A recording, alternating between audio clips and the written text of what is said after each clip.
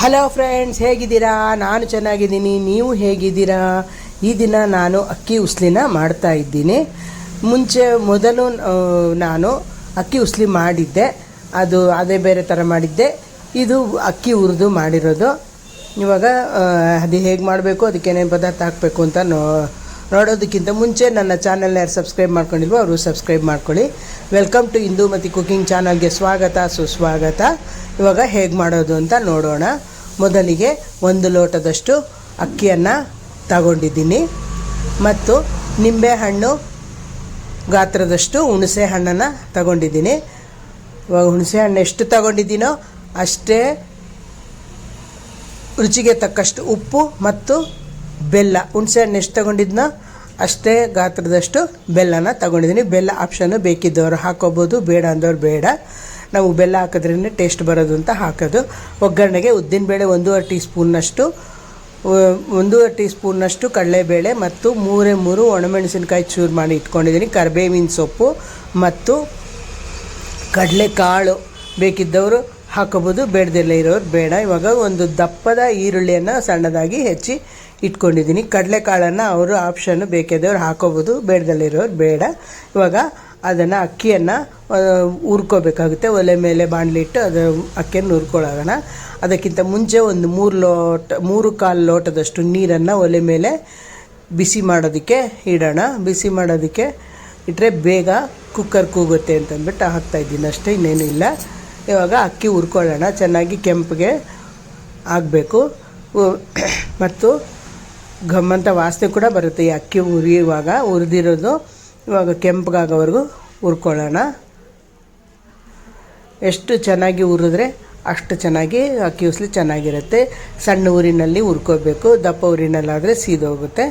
ಅದು ಬಾಣಲಿ ತೆಳುವಾಗಿದ್ದರೆ, ದಪ್ಪ ಬಾಣಲಿ ಆದರೆ ನಾವು ಹೇಗೆ ಬೇಕಾದರೂ ಹಾಗೆ ಹುರ್ಕೋಬೋದು. ಇವಾಗ ಇದು ಹುರಿತಾ ಇದ್ದೀನಿ. ಸ್ವಲ್ಪ ಹುರಿಬೇಕಷ್ಟೇ. ಇವಾಗ ಹುರಿದಿದ್ದಾಗಿದೆ. ಒಲೆ ಆರಿಸ್ಬಿಟ್ಟು ಒಲೆ ಮೇಲೆ ಕುಕ್ಕರ್ ಇಡೋಣ.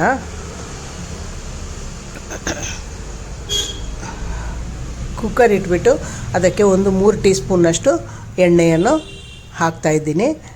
3 ಟೀ ಸ್ಪೂನಷ್ಟು ಎಣ್ಣೆನ ಹಾಕಿ ಎಣ್ಣೆ ಕಾದ ನಂತರ ಸಾಸಿವೆ ಕಾಳು ಹಾಕೋಣ. ಸಾಸಿವೆ ಕಾಳು ಪಟ್ಪಟ ಅಂತ ಸಿಡ್ದಿದ್ದಾದಮೇಲೆ ಕಡಲೆಕಾಳು ತೊಗೊಂಡಿದ್ದೀನಲ್ಲ, ಆ ಕಡಲೆಕಾಳು ನಿಮ್ಗೆ ಎಷ್ಟು ಬೇಕೋ ಅಷ್ಟು ತೊಗೋಬೋದು. ನಾನು ಸ್ವಲ್ಪನೇ ತೊಗೊಂಡಿರೋದು, ಬೇಕಿದ್ದವ್ರು ಇನ್ನೂ ಸ್ವಲ್ಪ ಹಾಕ್ಕೊಂಡ್ರೆ ಚೆನ್ನಾಗಿರುತ್ತೆ. ಕಡಲೆಕಾಯಿ ಬೀಜ ಕೂಡ ಹಾಕೋಬೋದು, ಅವ್ರ ಇಷ್ಟ, ಯಾವ್ದು ಬೇಕಾದರೂ ಹಾಕೋಬೋದು. ಕಡಲೆಕಾಳು ಪಟ್ಟ ಅಂತ ಸಿಡಿಯುತ್ತೆ, ಆಗ ಸಿಡಿದಾಗ ಅದಾಗಿದೆ ಅಂತ ಲೆಕ್ಕ. ಇವಾಗ ಕಡಲೆಬೇಳೆಯನ್ನು ಹಾಕೋಣ. ಮತ್ತು ಕಡಲೆಬೇಳೆ ಹಾಕಿ ಉದ್ದಿನಬೇಳೆನೂ ಹಾಕಿ 1 ನಿಮಿಷ ಫ್ರೈ ಮಾಡ್ಕೊಳ್ಳೋಣ. ಕಡಲೆಕಾಳು ನೆನೆಸೋ ಕೆಲಸ ಏನೂ ಇಲ್ಲ, ಹಾಗೆ ಹಾಕ್ಕೋಬೋದು. ಇವಾಗ ಕಡಲೆಬೇಳೆ ಉದ್ದಿನಬೇಳೆ ಫ್ರೈ ಆದಮೇಲೆ ಕರಿಬೇವಿನ ಸೊಪ್ಪು ಮತ್ತು ಒಣಮೆಣಸಿನ್ಕಾಯಿ ಚೂರನ್ನು ಹಾಕ್ತಾಯಿದ್ದೀನಿ. ಅದನ್ನು ಕೂಡ 1 ಸೆಕೆಂಡ್ ಫ್ರೈ ಮಾಡ್ಕೊಳ್ಳೋಣ. ಒಂದೇ 1 ಸೆಕೆಂಡ್ ಫ್ರೈ ಮಾಡಿದ್ದಾದಮೇಲೆ ಅದಕ್ಕೆ ಸಣ್ಣದಾಗಿ ಹೆಚ್ಚಿ ಇಟ್ಕೊಂಡಿರುವಂತಹ ಈರುಳ್ಳಿಯನ್ನು ಹಾಕೋಣ. ಈರುಳ್ಳಿ ಹಾಕಿ ಅದು ಕೆಂಪಿಗೆ ಫ್ರೈ ಮಾಡೋವರೆಗೂ ಬಿಡೋಣ. ಮೆತ್ತಗಾಗೋವರೆಗೂ ಚೆನ್ನಾಗಿ ಫ್ರೈ ಆಗೋವರೆಗೂ ಬಿಡಬೇಕಾಗುತ್ತೆ. ಇವಾಗ ಫ್ರೈ ಆದಮೇಲೆ ಅದಕ್ಕೆ ನೀರು ಕುದಿಸೋದಕ್ಕೆ ಇಟ್ಟಿದ್ದೀನಲ್ಲ, ಅದನ್ನು ಇದಕ್ಕೆ ಹಾಕ್ತಾಯಿದ್ದೀನಿ. ಮತ್ತು ಹುಣಸೆ ಹಣ್ಣು ಕೂಡ ನೆನೆಸಿ ಇಟ್ಕೊಂಡಿದ್ದೀನಿ. ಹುಣಸೆ ಹಣ್ಣು, ಬೆಲ್ಲ, ಉಪ್ಪು 3 ನೆನೆಸಿ ಇಟ್ಕೊಂಡಿದ್ದೀನಿ. ಅದನ್ನು ಕೂಡ ಇವಾಗ ಹಾಕ್ತಾಯಿದ್ದೀನಿ. ನೀರನ್ನು ಹಾಕಿಬಿಟ್ಟು ನಂತರ ಹುಣಸೆ ಹಣ್ಣು, ಬೆಲ್ಲ, ಉಪ್ಪು ನೆನೆಸಿ ಇಟ್ಕೊಂಡಿದ್ದೀನಲ್ಲ, ಅದನ್ನು ಕೂಡ ಕಿವುಚಿ ಆ ನೀರನ್ನು ಕೂಡ ಹಾಕೋಣ. ಇವಾಗ ಅದಕ್ಕೆ ಉಪ್ಪು ಹಾಕಿರೋದ್ರಿಂದ ತಿರುಗಿ ಉಪ್ಪೇನು ಹಾಕೋ ಹಾಗಿಲ್ಲ. ಇವಾಗ ಹುರಿದಿರೋ ಅಕ್ಕಿಯನ್ನು ಕೂಡ ಇದಕ್ಕೆ ಹಾಕ್ಬಿಟ್ಟು ಚೆನ್ನಾಗಿ ಮಿಕ್ಸ್ ಮಾಡಿಬಿಟ್ಟು ಕುಕ್ಕರ್ ಮುಚ್ಚಳನ ಮುಚ್ಚಿಬಿಟ್ಟು 3 ವಿಷಲ್ ಬರೋವರೆಗೂ ಬಿಡೋಣ. ವಿಷಲ್ ಹಾಕ್ಬಿಟ್ಟು 3 ವಿಷಲ್ ಬರೋವರೆಗೂ ಬಿಡಬೇಕಾಗುತ್ತೆ. ಚೆನ್ನಾಗಿ ಮಿಕ್ಸ್ ಮಾಡ್ಕೊಂಡಿನಿ ಫಸ್ಟು, ನಂತರ ಕುಕ್ಕರ್ ಮುಚ್ಚಳ ಮುಚ್ಚಬೇಕು. ಇವಾಗ ಮಿಕ್ಸ್ ಆಗಿದೆ. ಕುಕ್ಕರ್ ಮುಚ್ಚಳ ಮುಚ್ಚಿಬಿಟ್ಟು ವಿಷಲ್ಲು ಹಾಕ್ತಾಯಿದ್ದೀನಿ. ಅದು 3 ವಿಷಲ್ ಬರೋವರೆಗೂ ಬಿಡ್ತಾಯಿದ್ದೀನಿ. ನಂತರ 3 ವಿಷಲ್ ಬಂದಮೇಲೆ ಅದು ತಣ್ಣಗಾದ್ಮೇಲೆ ಅದನ್ನು ತೆಗಿಬೇಕು. ಇವಾಗ 3 ವಿಷಲ್ ಕೂಗಿದೆ ಮತ್ತು ತಣ್ಣಗೆ ಕೂಡ ಆಗಿದೆ. ಇವಾಗ ತೆಗೆದು ನೋಡೋಣ ಹೇಗೆ ಬೆಂದಿದೆ ಅಂತ.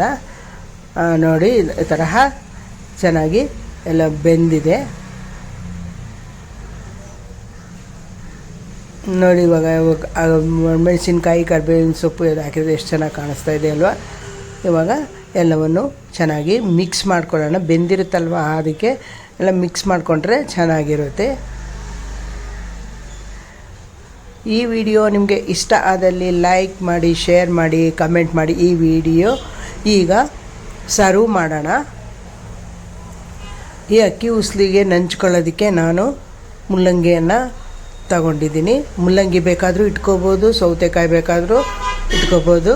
ಇದು ಬಿಸಿ ಬಿಸಿಯಾಗಿ ನಂಚ್ಕೊಂಡು ತಿಂದ್ರೇ ಚೆನ್ನಾಗಿರುತ್ತೆ. ಮುಲ್ಲಂಗಿ ಆಗಲಿ ಸೌತೆಕಾಯಿ ಆಗಲಿ ಯಾವ್ದು ತಗೊಂಡ್ರೂ ಬಿಸಿ ಬಿಸಿಯಾಗಿದ್ದರೆ ಚೆನ್ನಾಗಿರುತ್ತೆ. ಇವಾಗ ನಾನು ಸಣ್ಣದಾಗಿ ಹೆಚ್ಚಿ ಇಟ್ಕೊಂಡಿದ್ದೀನಿ ಮುಲ್ಲಂಗಿಯನ್ನು. ಇವಾಗ ಮೂಲಂಗಿಯನ್ನು ಸರ್ವ್ ಮಾಡೋಣ. ಇವಾಗ ಮೂಲಂಗಿ ನಂಚ್ಕೊಂಡು ಬಿಸಿ ಬಿಸಿಯಾಗಿಯೇ ತಿನ್ನಬೇಕು. ಈ ವಿಡಿಯೋ ನಿಮಗೆ ಇಷ್ಟ ಆದಲ್ಲಿ ಲೈಕ್ ಮಾಡಿ, ಶೇರ್ ಮಾಡಿ, ಕಮೆಂಟ್ ಮಾಡಿ. ಈ ವಿಡಿಯೋ ನೋಡಿದ್ದಕ್ಕಾಗಿ ತುಂಬ ಧನ್ಯವಾದಗಳು.